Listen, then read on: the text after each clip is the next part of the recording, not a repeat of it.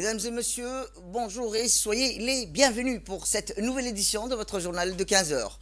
À la une dans l'actualité. À la une dans l'actualité nationale, après la fin des travaux de réparation, le navire Abou Yasser reprend la mer.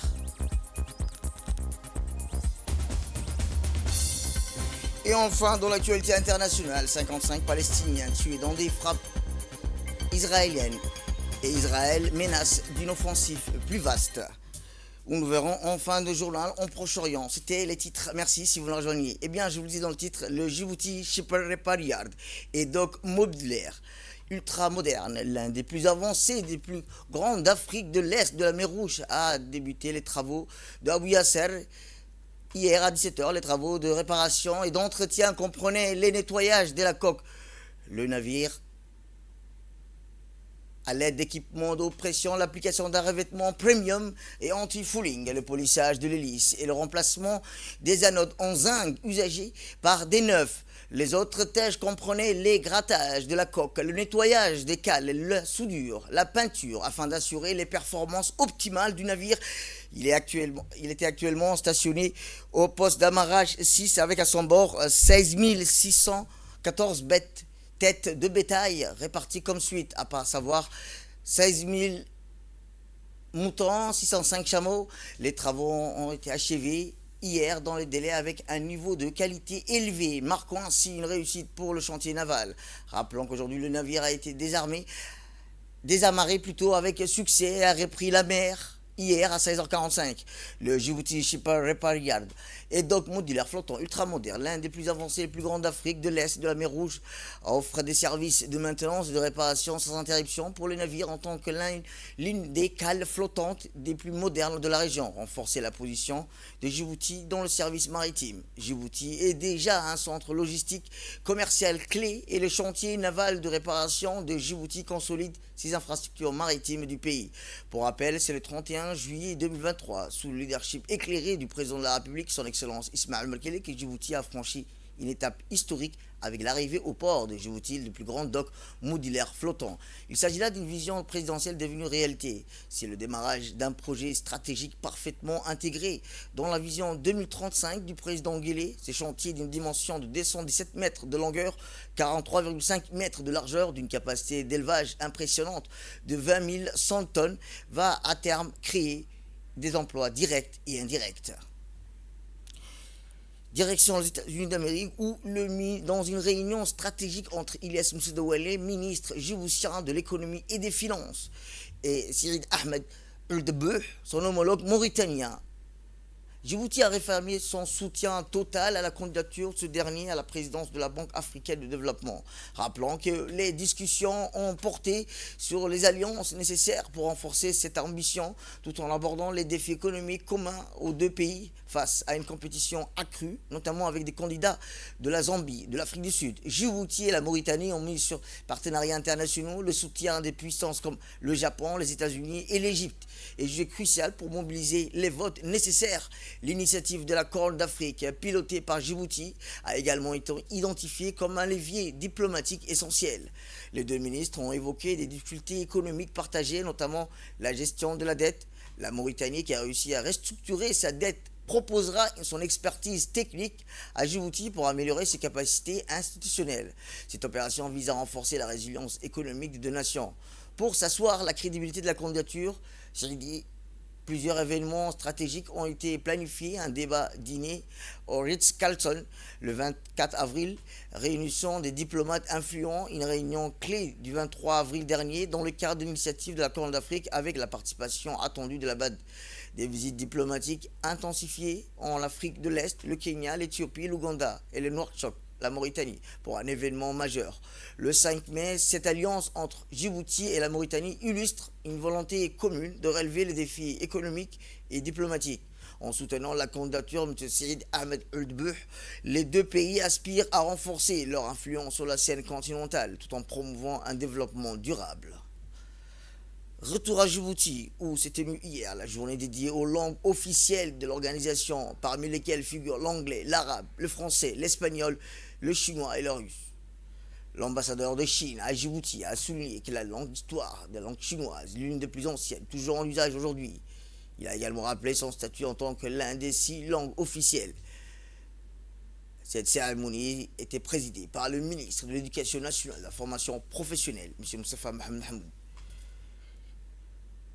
Rappelons que par la suite, le ministre de l'Éducation nationale et de la formation professionnelle a mis en avant l'importance de la célébration de la journée internationale de la langue chinoise à Djibouti, saluant l'engagement de l'Institut Confucius et l'entreprise chinoise présente dans le pays. Le ministre a souligné que le rôle économique crucial de la Chine en tant que partenaire de la République de Djibouti. La journée s'est conclue par la remise des prix aux lauréats du concours, l'un important l'écriture en caractère chinois et l'autre sur la maîtrise de la langue chinoise. Cette cérémonie s'est tenue au Grand Hôtel Ayla. Elle a vu la participation de l'ambassadeur de Chine à Djibouti, des corps diplomatiques, ainsi que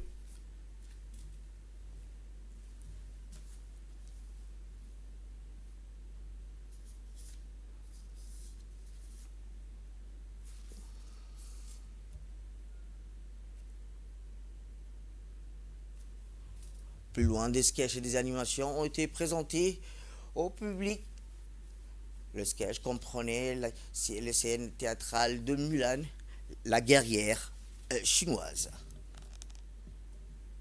Un plaisir pour moi de vous accueillir ici pour célébrer la journée internationale de la langue chinoise 2025.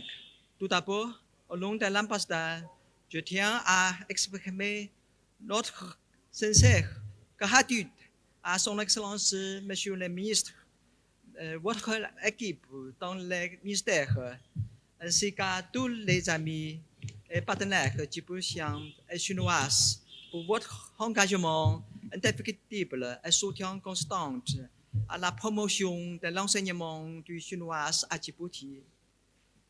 Je tiens également à remercier Mme Zhu et Mme Hong et tous les collègues dans l'Institut de Confucius pour les grands efforts et grandes contributions à cet égard et les facilités pour cette date positive et pour l'excellence de l'organisation à cette réunion aujourd'hui.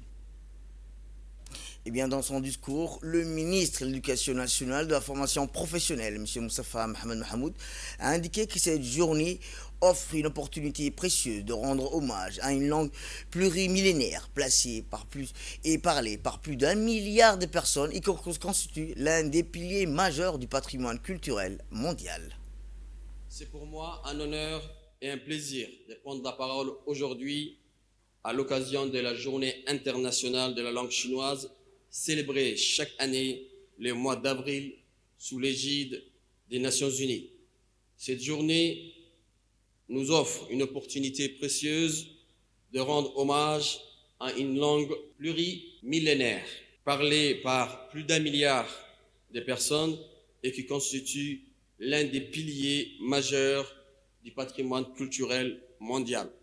Je souhaite également saisir cette occasion pour rendre un grand hommage à Mme Zhu Yong, directrice chinoise de l'Institut Confucius de Djibouti, qui a dit, bien sûr, comme l'a très bien décrit l'ambassadeur, qui a fait un travail monstre au sein de l'Institut Confucius de Djibouti, qui a fait beaucoup d'activités par sa passion, par sa, bien sûr, sa bonne relation et sa bonne coopération avec, bien sûr, les Djiboutiens. Et je voulais vous dire vraiment merci pour tout. Vous êtes pionnière de l'apprentissage de la langue chinoise à Djibouti. Je tiens également ici à saluer tous les enseignants, les étudiants et les passionnés de la langue chinoise qui, par leur engagement, bâtissent chaque jour des passerelles entre nos deux peuples, nos deux cultures. En célébrant donc aujourd'hui la langue chinoise, nous affirmons aussi notre engagement au multilinguisme, à la diversité culturelle et au respect de toutes les identités linguistiques. Car dans un monde de plus en plus interconnecté, la connaissance de l'autre commence par l'apprentissage de sa langue. Mesdames et messieurs, la langue chinoise a encore beaucoup à nous offrir. En la découvrant, nous découvrons pas seulement une grammaire ou un alphabet, nous découvrons une vision du monde, une sagesse ancienne, un art de vivre. Permettez-moi donc, en ce jour de célébration, d'exprimer le vœu que l'enseignement du chinois continue de se développer dans notre pays au bénéfice de notre jeunesse et de notre avenir commun. L'association APEPS, parrainée par le ministre de l'Éducation nationale et de la formation professionnelle, a le plaisir de vous annoncer le lancement de la toute première semaine nationale du bénévolat et du civisme. Cette semaine se tiendra du 26 au 30 avril prochain. Cette initiative ambitieuse invite les élèves, les enseignants, les familles et les communautés locales à se rendre autour des valeurs essentielles, le civisme et le bénévolat. Rappelons que dans le cadre des préparatifs, des délégations de PS ont été déployées dans la capitale et les régions de l'intérieur afin de garantir la réussite de cet événement inédit. Au programme des activités sportives, socio-éducatives et culturelles organisées dans tous les établissements scolaires du pays. Les actions s'étendront dans les écoles, autour des écoles, dans les quartiers et dans les communes, impliquant toute la communauté pour un impact durable. Le point culminant de cette semaine est un relais national qui traversera les 5 grandes régions du pays et capitale pour symboliser l'unité, la solidarité, l'engagement, la jeunesse. L'arrivée du relais est prévue demain après-midi à l'esplanade du Palais du Peuple, avec une convergence de plus de 1500 élèves avec l'encadrement. Et pour marquer cet élan citoyen, les participants réciteront un serment d'engagement civique et bénévole. Mon école, à moi. Mon quartier, à moi. Ma commune, à moi. Ma région, à moi. Et mon pays, à moi. Soyez acteurs de cette semaine historique, a-t-il dit, et contribuez à construire un avenir basé sur le civisme et la solidarité le 26 avril et célébrons ensemble cette valeur qui nous unit. À l'association APS, pour une jeunesse engagée et un avenir solidaire, l'ensemble des services de sécurité et de la santé sont mobilisés pour la réussite. C'est un grand rassemblement des jeunes. Fin de citation. Eh bien, le ministre du Travail chargé de la formalisation et de la protection sociale, M. Omar Abdi Sirieid, a participé à la 51e session de la conférence de l'Organisation arabe du travail qui se tient au Caire, en République arabe d'Égypte, au 26 avril. Le ministre était accompagné d'une délégation tripartite composée des hauts cadres du ministère, des représentants des travailleurs et des représentants des employeurs, illustrant ainsi l'attachement de la République de Djibouti au principe du dialogue social, de la concertation entre les partenaires sociaux. Cette conférence annuelle réunit les ministres du travail des pays membres, ainsi que les représentants de l'organisation d'employeurs, des travailleurs, pour discuter des grandes orientations en matière de politique, de l'emploi, des relations professionnelles et du développement du travail décent dans le monde arabe. À cette occasion, le ministre a prononcé un discours dans lequel il a mis en avant les efforts entrepris par Djibouti pour promouvoir le travail décent, renforcer le dialogue social et favoriser l'emploi des jeunes. Il a également plaidé pour une coopération plus étroite entre les États membres dans le cadre d'une solidarité arabe active face aux défis communs du monde du travail. En marge des travaux de la conférence, le ministre a eu un entretien bilatéral avec le directeur général du centre de travail de l'Organisation de la coopération islamique, au cours duquel les deux parties ont échangé sur les perspectives de coopération entre Djibouti et les centres du travail de l'OCI, notamment dans le domaine de la formation, de l'insertion des jeunes, de la mobilité du travail dans l'espace islamique. La participation de la délégation djiboutienne à cette importante rencontre régionale traduit l'engagement continu de la République de Djibouti en faveur d'une gouvernance inclusive du travail fondée sur le tripartisme, la concertation et la promotion des droits socio-économiques. Eh bien, à cette occasion, le ministre a prononcé un discours dans lequel il a mis en avant les efforts entrepris par Djibouti pour promouvoir le travail décent, renforcer le dialogue social et favoriser l'emploi des jeunes. Il a également plaidé pour une coopération plus étroite entre les États membres dans le cadre d'une solidarité arabe active face aux défis communs du monde du travail. Il a indiqué, je cite, « Permettez-moi tout d'abord d'exprimer mes sincères remerciements à M. Abdel Fattah al-Sisi, président de la République arabe d'Égypte, pour son parrainage bienveillant de cette conférence d'importance capitale. Je remercie également la République arabe d'Égypte pour l'accueil chaleureux, l'hospitalité généreuse qui nous ont été réservées. C'est pour moi une grande honneur de prendre part à la 51e session des conférences de l'Organisation arabe du travail qui se tient cette année en République arabe d'Égypte. Il ne fait aucun doute que l'Organisation arabe du travail suit de près les évolutions préoccupantes et les défis majeurs auxquels fait face actuellement le peuple palestinien, notamment les crimes, la famine, les souffrances infligées par l'occupation israélienne en violation flagrante des lois et normes internationales. À cet égard, nous appelons à la cessation immédiate de cette agression barbare et brutale. En conclusion, je souhaite adresser mes remerciements les plus sincères à l'ensemble des participants à cette conférence.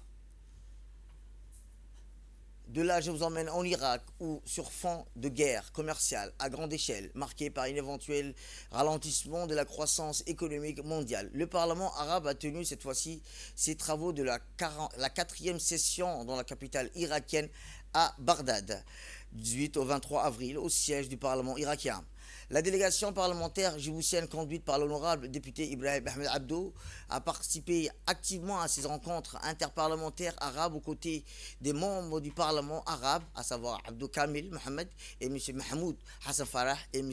Ali Zaid Chadili. La question palestinienne, considérée comme l'épine dorsale du monde arabe et les enjeux et les défis géopolitiques auxquels le monde arabe se trouve confronté, ont été largement discutés par les parlementaires. Rappelons au passage que les 4 commissions du Parlement arabe ont siégé et ont étudié les questions relatives au développement de la conjoncture actuelle, la sécurité nationale, les droits de l'homme, la jeunesse, l'épanouissement de la femme arabe et enfin le budget de cette grande institution parlementaire arabe. Retour à Djibouti, santé à présent, où le secrétaire général du ministère de la Santé, M. Mohamed Ali, en présence de M. Ali Silay, de la représentante de l'OMS, Dr Djoumana Hermès, ont présidé le 21 avril dernier l'atelier de validation du guide technique de tuberculose sensible. Ce guide a été révisé avec l'assistance technique d'un expert en tuberculose mise à disposition par l'Expertise France avec la participation des spécialistes du pays. Le précédent guide du programme national de lutte contre la tuberculose datant de 2017, l'actualisation de ce guide a été initiée par le ministère de la Santé afin que Djibouti s'aligne aux nouvelles recommandations mises à jour publiées par l'Organisation mondiale de la santé en matière de prévention et de prise en charge de la tuberculose sensible ainsi que des outils de reporting et d'information. En 2024, à Djibouti, plus de 2369 cas de tuberculose ont été déclarés, soit une incidence de 218 cas pour 100 000 habitants. La mortalité s'élève à 23 cas pour 100 000 habitants et une co-infection du VIH à 3%. Dans leur intervention respective, les officiels n'ont pas manqué de féliciter l'équipe ayant pris part à l'amélioration du guide et ont également rappelé que malgré les résultats enregistrés, les efforts restent à entreprendre dans la lutte contre la tuberculose, pathologie très contagieuse qui nécessite également l'accompagnement du patient au niveau de la communauté pour l'actualisation du guide directive mise en accent sur l'approche des soins centrés sur le patient. Le guide reste technique et adapté dans le contexte d'une facilitation lors de son utilisation. Avant et enfin de procéder à la déclaration de la validation officielle de guide prise en charge de la tuberculose sensible, le secrétaire général a formulé des vœux les plus profonds et pouvoir répondre au rendez-vous des objectifs de développement durable mettant fin à la tuberculose d'ici 2030. Rappelons qu'en dehors des innovations, une attention très aussi portée sur les besoins du patient, y compris les aspects genre et des droits humains et communautaires. Écoutons-les. J'ai vu que le programme de tuberculose a réalisé une baisse de l'incidence de tuberculose continue depuis l'an 2000 jusqu'à maintenant. C'est grâce à votre travail. Donc l'OMS met les guides, elle collecte l'évidence, ce qu'on a comme évidence à partir des recherches qui sont publiées donc, partout dans le monde. Pour dire voilà ce qui marche, voilà ce qu'il faut utiliser. Mais en fin du compte, aucun pays n'est comme l'autre. Chaque pays doit trouver ses orientations, comment utiliser cette évidence qu'elle a mis pour vous, l'OMS, c'est comme ça qu'on fait le diagnostic, comment on va le choisir et l'adapter pour qu'il marche à Djibouti. Il est vrai que les données statistiques viennent de nous donner, les consultants nous rappellent que la tuberculose a pendant longtemps, on a pensé que la tuberculose était suffisamment maîtrisée et sous contrôle, surtout en Europe, alors que les chiffres nous démontrent que la tuberculose est toujours là, présente. Présente parce que ça nous demande de mener contre la tuberculose et même les autres maladies transmissibles et non transmissibles, une lutte ordonnée et scientifiquement prouvée. Revenons à ces guides. Je pense que mes félicitations vont aux consultants et particulièrement aussi à tous nos médecins spécialistes qui ont travaillé et contribué à l'élaboration de ce nouveau guide qui prend en compte non seulement la prise en charge de la tuberculose, mais également aussi le VIH, qui est une maladie opportuniste qui souvent s'associe, puisque le corps devient faible, et une fois attaqué par la tuberculose, mais également aussi qui prend en compte les autres maladies chroniques. Et pour plus de précisions, écoutons le secrétaire général du ministère de la Santé. C'est avec un grand honneur et une profonde responsabilité que je m'adresse à vous aujourd'hui pour cette importante cérémonie de validation de notre guide de prise en charge de la tuberculose. La tuberculose demeure l'une des principales préoccupations de santé publique dans notre pays. Les différents intervenants l'ont bien rappelé, et dans le monde entier, et notre engagement à lutter contre cette maladie est plus crucial que jamais. Ce guide représente le fruit d'un travail acharné, d'une collaboration étroite entre les responsables de la direction, du programme, des médecins praticiens, mais aussi des professionnels de santé et l'expert ici présent qui est venu à plusieurs reprises pour travailler sur cette thématique. La validation de ce guide est une étape clé dans notre lutte contre la tuberculose.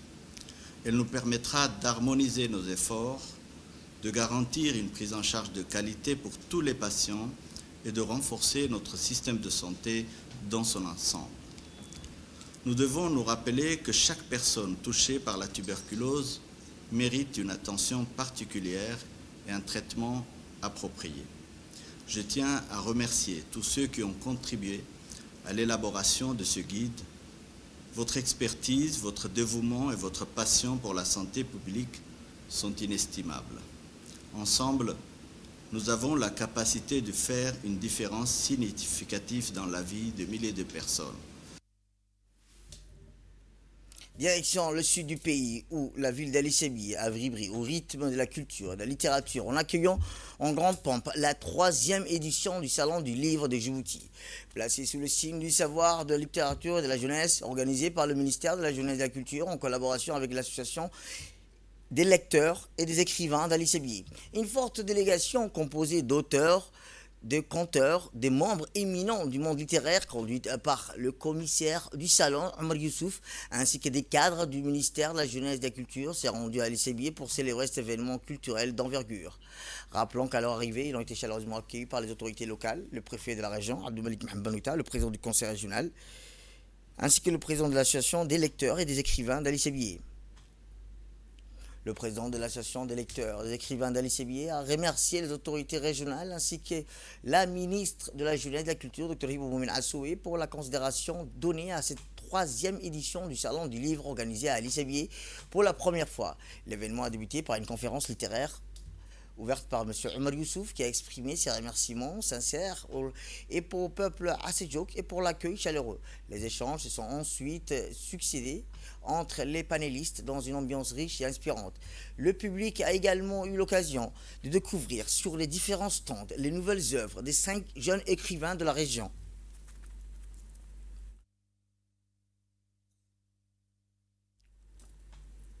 En parallèle, la bibliothèque CLAC du CDC d'Ali Sébi a accueilli un atelier de contes dédié aux écoliers au cours duquel des kits, des matériels scolaires ont été offerts aux jeunes participants. Eh bien, cette journée marque un moment fort pour la région d'Ali Sébi qui s'est distinguée par son engagement dans la promotion de la lecture, de la jeunesse et du patrimoine littéraire et djiboutien. Je vous propose d'écouter. De la jeunesse et de la culture nous a demandé de rencontrer les jeunes d'Ali Sébi. Et cette année, c'est la 3e édition du Salon du Livre. Ce salon, qui se veut annuel, a été institué par le président de la République Et nous respectons cette périodicité annuelle qui a été décidée par décret présidentiel. Nous aurons aimé fêter en même temps dans toutes les régions. Parce que toutes les régions ont droit à la culture, ils ont droit à la littérature. Et cette année, on a choisi Ali Sabié. L'année dernière, on a fait une escapade à Tadjoura. Ce soir, en travaillant sur le livre d'une jeune écrivaine d'Ali Sabié, j'ai lu un très beau texte. Elle s'appelle Habsa.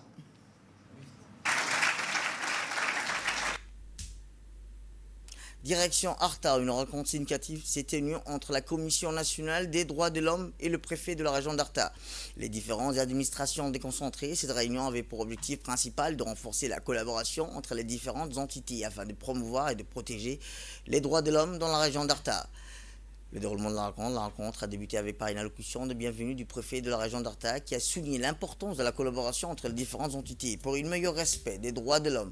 Le président de la Commission nationale des droits de l'homme a ensuite pris la parole pour présenter les initiatives en cours, les projets futurs de la commission. Le commissaire en chef a ensuite introduit la représentante de l'antenne dans l'institution d'Arta aux organes déconcentrés du côté de la Commission nationale des droits de l'homme. Et que le président et son équipe eux-mêmes vont nous expliquer. Donc je ne peux que dire soyez les bienvenus encore une fois à Arta. Et voilà, et bonne écoute. Alors le président va nous dire, va nous exposer, et puis il y aura un diapo donc sur cette vulgarisation. De là, je vous amène dans le nord du pays où, comme chaque année, sous le patronage de l'ambassadeur du Royaume d'Arabie Saoudite, Faisal bin Sultan, et sous la supervision d'attachés religieux, le centre roi Abdelaziz à Tadjoura a eu l'honneur d'organiser une célébration dédiée aux élèves de terminale sur le point de terminer leurs études secondaires. La cérémonie a eu lieu le mercredi 23 avril au matin dans une ambiance festive qui illustrait l'hôtel Gadilé situé dans la ville blanche. Cet événement a rassemblé de nombreuses personnalités éminentes, parmi lesquelles Mohamed Abbas, préfet de Tadjoura, Abdelkader Omar, vice-président du conseil régional de Tadjoura, Saad bin Abdelaziz, attaché religieux de l'ambassade du Royaume d'Arabie Saoudite, et le directeur du centre roi Abdelaziz de Tadjoura, Dr Hatim bin Faleh de l'Institut islamique, Nasser bin Saad, directeur de l'école Roi Salman, et enfin le président de l'annexe RPP de Tadjoura. La cérémonie a commencé par l'hymne national, suivi par la lecture du Saint-Coran. Le directeur de l'école, le roi Abdelaziz, a ensuite prononcé un discours de bienvenue. Les élèves honorés ont eu l'opportunité d'exprimer leurs talents acquis tout au long de leur parcours scolaire, remerciant les entourages dans 3 langues, à savoir l'arabe, l'anglais et le français. Un reportage retraçant l'histoire du centre a également été diffusé. Les intervenants, à savoir le préfet Tadjoura, le président du conseil régional, ont rappelé l'importance du centre islamique tant pour Tadjoura que pour le pays. يا روح تاجر الحبيبة جودي يا مرحبا أهلا بكم وفودي حضوركم بذا المكان الأبواب والحفظ القرآن أدبني الأوطان هذه رسالتنا يشرف الأبواب والحفظ القرآن أدبني الأوطان هذه.